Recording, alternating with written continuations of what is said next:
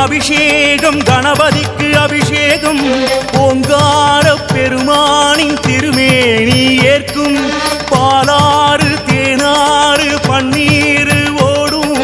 பாதாதி கேசங்கள் தெய்வீகம் பேசும்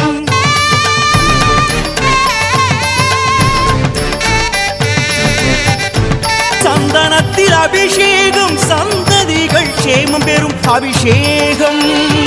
அலங்காரம் அருள் சேர்க்கும் கணனா